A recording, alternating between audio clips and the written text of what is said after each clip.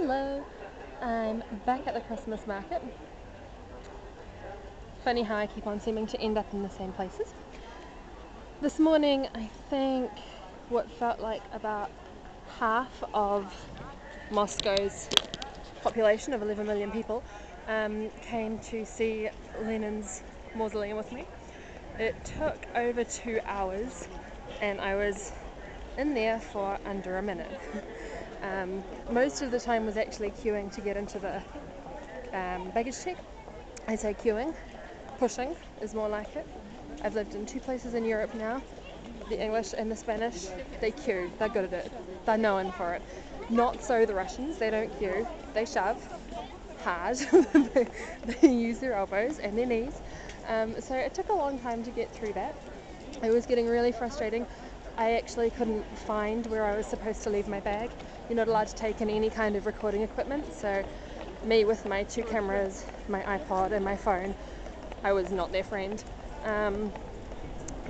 They were trying really hard to help me, pointing the way to go for the check, but I was starting to feel like one of those tourists that you come across so often.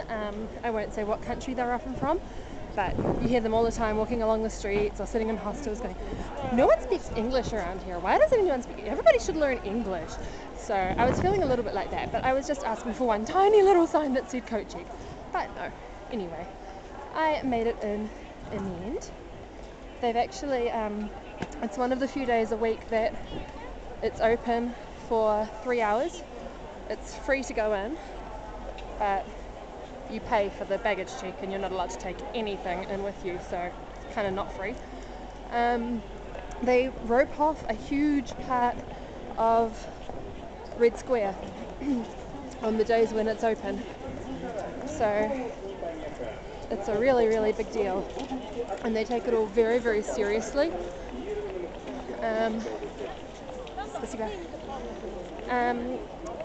Apparently there's lots of things that are really against the rules that you shouldn't do while you're in there.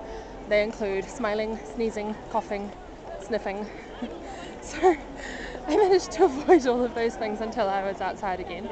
Although I did read that if you do break the rules and do one of those things in these modern, enlightened times, you're very unlikely to get a gun pointed at you. So that is encouraging. It's really good to know.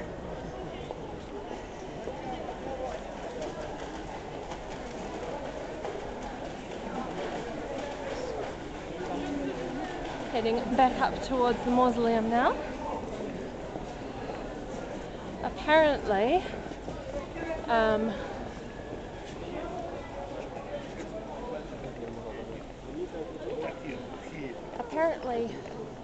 you should go and see it while you can, because there's a lot of people want to move Lenin back to Leningrad, St. Petersburg, which is what his widow wanted to happen at the time, and Stalin said no and insisted on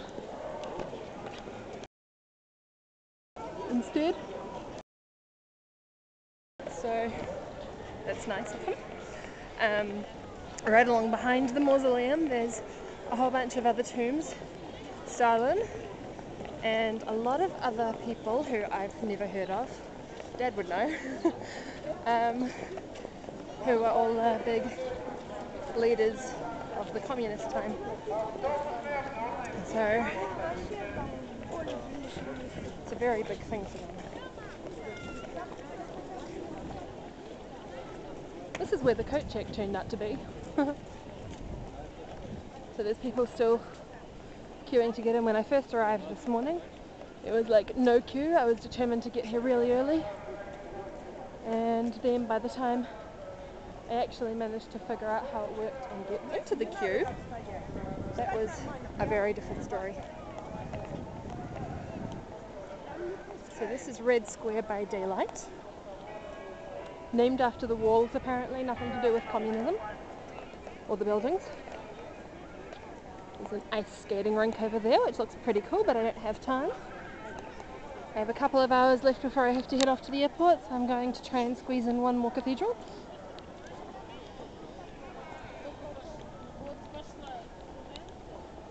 So yeah, inside this is Vladimir Lenin. Rumour has it that some or all of him has been replaced with wax. Either way, he is well creepy. And up there are his buddies. And that was a real Russian hat.